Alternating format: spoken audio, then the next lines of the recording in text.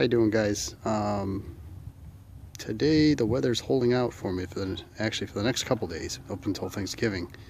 So I think the plan is today is to blow this tractor apart into 100 pieces.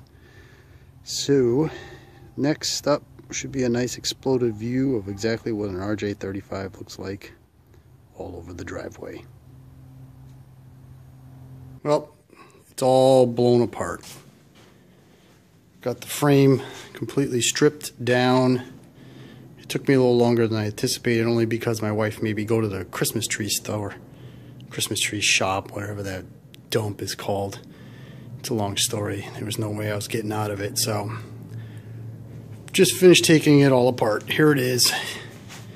Overall, pretty good shape. Does have a couple issues. One, on the surface they look major, but I'll show you in a second here. Oops. What we got is the bearings are out. Everything looks good and clean in there. Same thing with the axle. Took the bushings out of it. So new bushings. The bearings are actually still in good shape. These jack shaft bearings that go in here. So I'm just going to reuse those. The frame itself's in good shape. There's no pitting. A lot of dirt, a lot of grease. The holes are excessive. This hole and this hole are original, as well as this hole here. These two are not. These 5, there's actually one right here. These 5 holes are not. When it comes over to here, this is not an original hole. Not original, not original, and not original.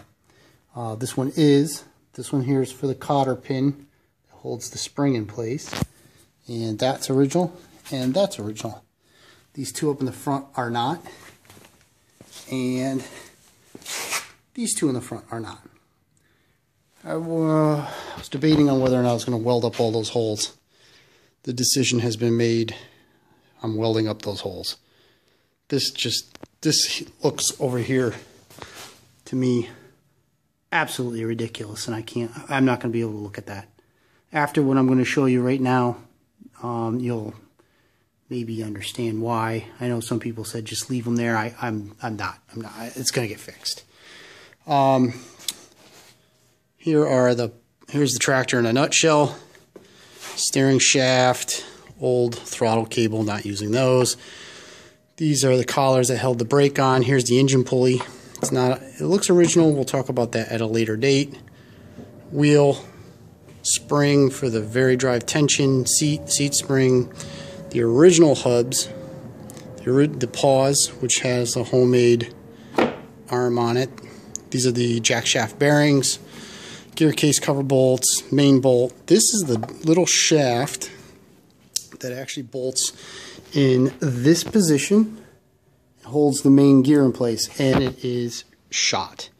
I thought that it wasn't broken off at first, but it is. It should have the same amount of threads on this side as that side, so it looks as if I'm going to have to machine a new one of these. Not a hard job, just, thing to add to the list. That gear is the one that runs on that shaft. It's in good shape.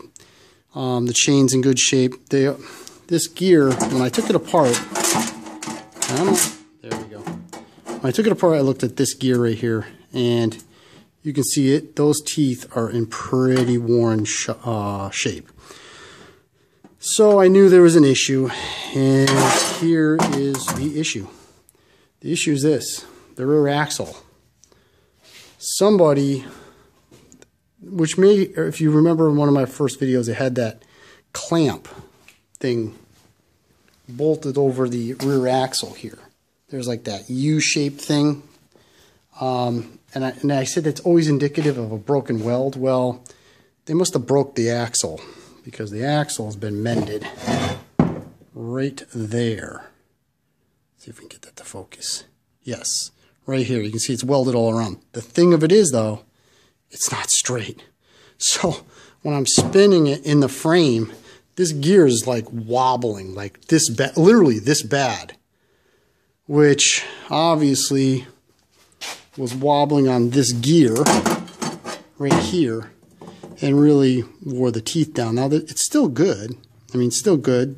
There is a little bit of gear clash, but they also must have had tranny fluid in there and not gear lube. So that didn't help anything either. So what's going to happen?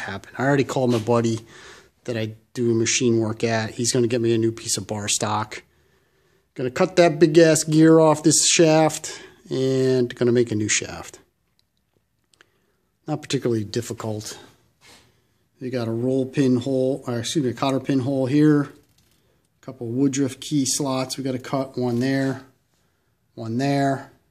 another cotter pin hole, cotter pin hole there. The big thing is just doing the measurements and making sure that this gear is true and perpendicular to the 1-inch shaft. So there will be a video on that being made. I might make it next weekend or probably next weekend or a couple weekends after that if he's not as busy. So there you go. It's taken apart. I'm going to completely degrease and clean this frame up and get to welding. We're going to weld all the holes shut that are not original. This backing plate, which goes on the end of this axle right here, I have to unbraze this pipe that they put on, and then I'll MIG weld it back into place. So I'm hoping to have the frame clean and welded up. Not today, but very shortly. Alright guys, as always, I try to keep my videos as honest as possible. If I make a mistake, I tell you what I did wrong. I show you the disaster that's been created. Or if I buy a tractor, it looks good on the surface, and it's not. I believe it's good, to be honest with you. Would have never known that this has happened. The tractor rolled perfectly. They just hogged out the bushings to the point where that little bit of wobble could get soaked up. All right, we're back at it. We'll see how it all turns out. Great. Thanks, guys. Thanks for your interest. Later.